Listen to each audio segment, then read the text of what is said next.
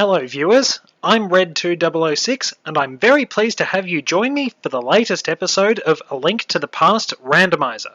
As a quick recap, in the last episode, I looted my dead uncle's pockets for change.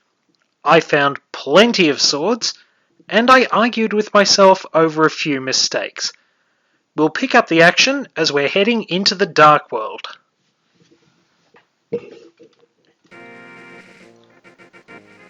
Alright, we're ready to head into the Dark World. If you have the hammer and the power gloves, just smash these down and lift up that rock. If you have the Titan's mitt, you can just lift that other one. Now, at the moment I don't have the mirror, so I simply have to explore the Dark World. You can also save and quit if you need to leave.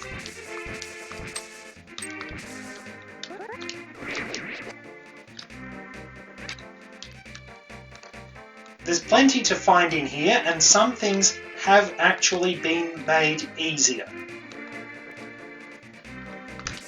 For example, the treasure chest game.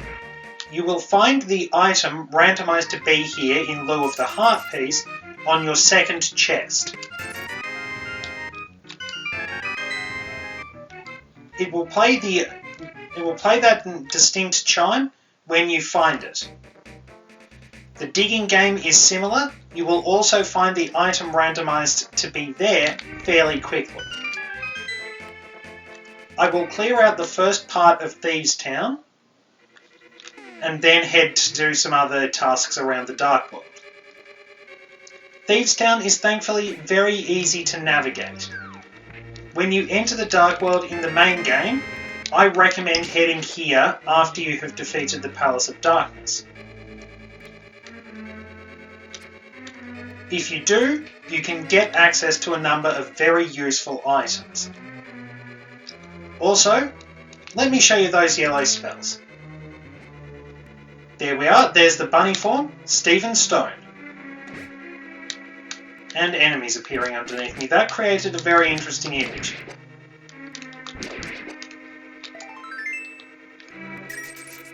Worth noting, if you have the magic powder, you can actually take care of those certain spells and turn them into fairies. Now I have to be careful, one hit and I'm done for.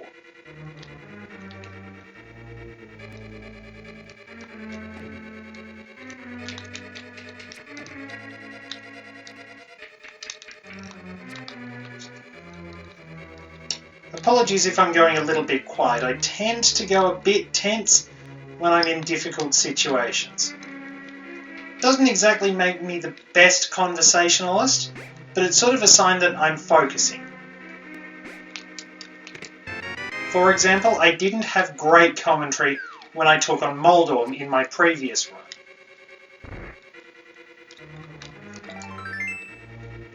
That was a nightmare, let me tell you. It took me about 8 tries to finally kill him.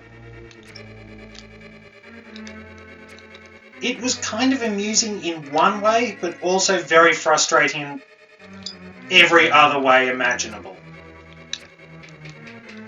There's a shortcut back to the first area here, which has helped me immensely.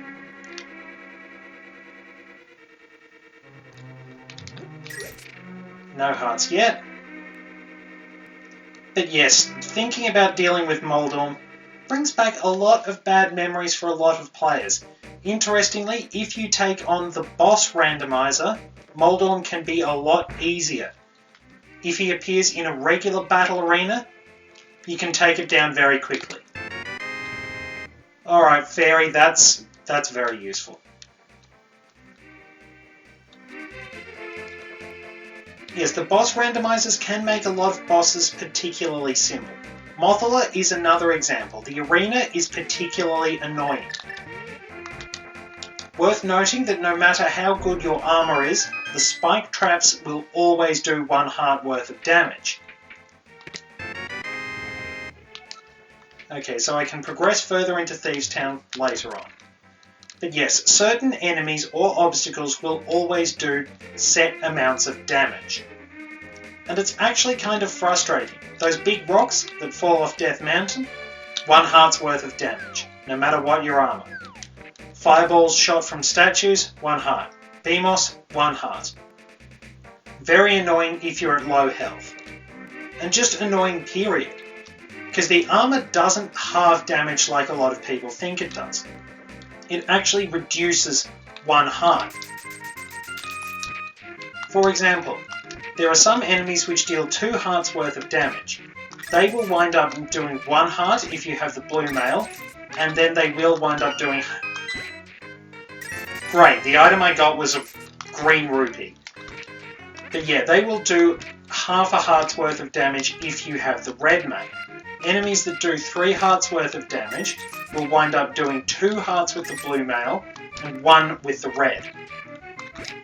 Some enemies that only do 1 heart's worth of damage normally will still wind up doing half a heart's worth of damage even if you have the red mail, while others will actually take 2 hits to do half a heart's worth of damage. It's very unusual. Anyway, with my rambling and occasional disconnection between what I'm saying and what I'm doing complete, you can go up here and talk to the flute kid.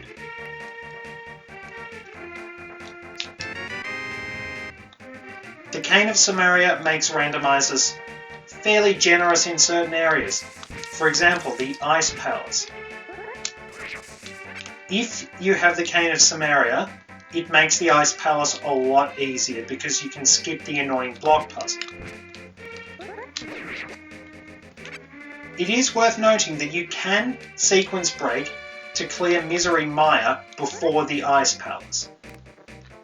I did it to see if it was possible, and it is, but you will need the Tempered Sword. You can also use the Pegasus Boots to get into Misery Maya, as we will see. And I will have to remember to activate the flute in a later episode as well.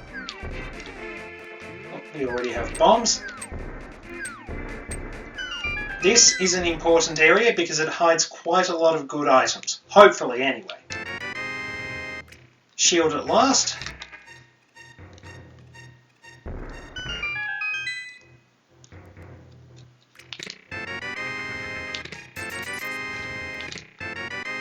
Magic powder, very handy. Flippers, equally handy.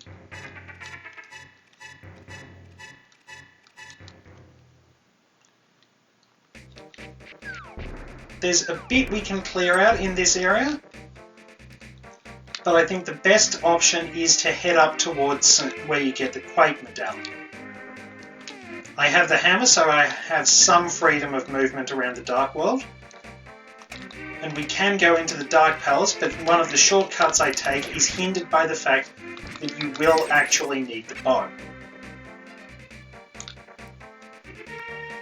As I said in the previous episode, if you're doing the enemy randomizer, you can make quite a few areas a bit easier.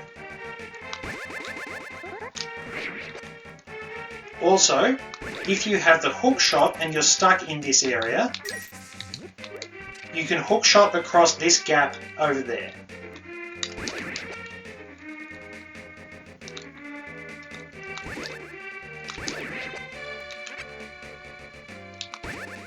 I don't have any means of getting back to the light world, so I'll have to save and quit at some point. I'll go into the Dark Palace a little bit later on, once I have the bow.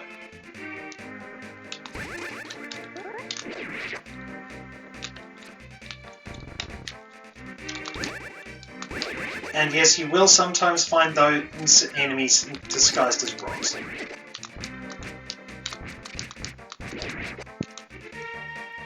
And it's a bit risky heading through here with such low health. So I'm prone to making mistakes, I'll admit. I'm not exactly the greatest player out there.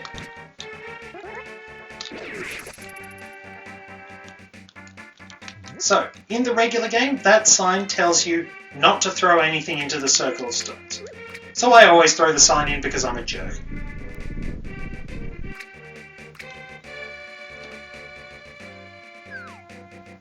Well, I'll take that. It's better than what I've got in the past, which is usually just money, so... Well, for now, we can of course, the problem is if I do wind up saving and quitting, and things go wrong with the recording, I wind up in kind of a difficult situation because I can't go back and do it again. I'd have to start the entire album. Well, actually, I can. Yeah, just tripping over my thoughts there. Don't mind me. I will actually go to the Dark Palace and see what I can get. Because, as I mentioned in the previous episode, deciding that because I don't have enough gear I shouldn't go there did shoot me in the foot because I could have got the flute a lot earlier.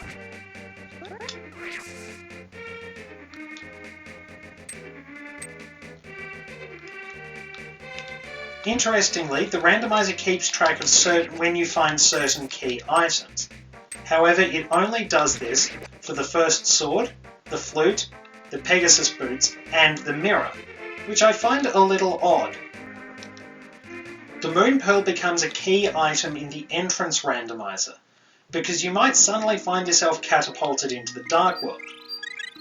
It is worth noting, however, that if a Light World entrance takes you into a Dark World dungeon, then you actually won't be affected by the Dark World. You will be your regular self. Likewise, if you come into a Light World dungeon from the Dark World and you don't have the Moon Pearl, then you will remain in whatever form you took in the Dark World. Because of course it actually does vary from character to character and it's very entertaining. I've played as Ganondorf before and I think he wound up as Ganon from the NES original. Pretty impressive touch. Also, don't get hit when leading Kiki around the area because he will run off and you'll have to do the whole... And why is that Hinox throwing bombs through a wall?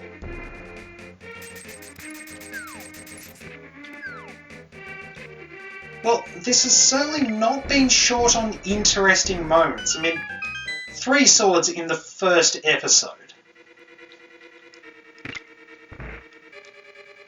Okay, I don't have any regular keys. So there's not a lot I can do if I'm going to be honest. Worth doing something while I'm out here though.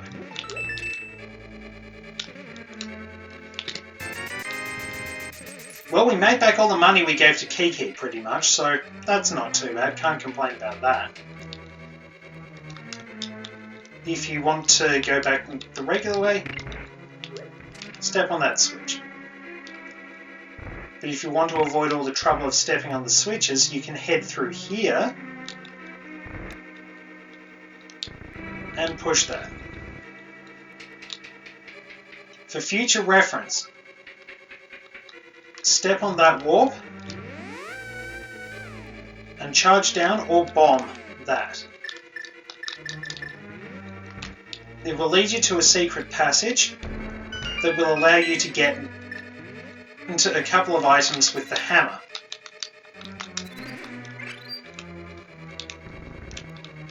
Push that if you want to go back. And this says... helpful advice from the original game that really isn't that helpful when you think about it. That just leads me here. Close call.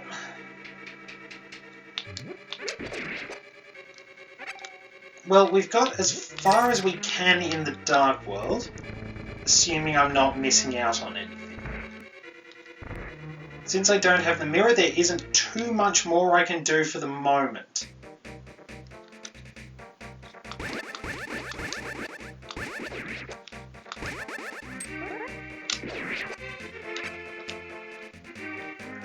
We can take a few shortcuts since we have the flippers, but otherwise we are a little stuck.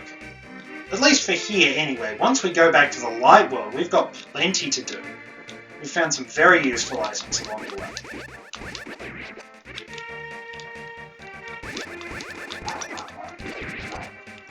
So, with this area successfully navigated, we've cleaned out what we can. By the way, if you're running short on health, you can head into there, bomb the wall and find 4 hearts. I think it's probably time to wrap this little sojourn up. I will show off one particular area though. Just down here is where you go to warp number 5 if you use the flute. A very easy way to get back to the Palace of Darkness.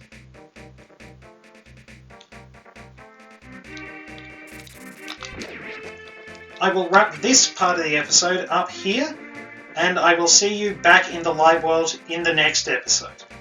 Thank you very much for joining me. I hope you've enjoyed things so far, and I'll see you in the next one.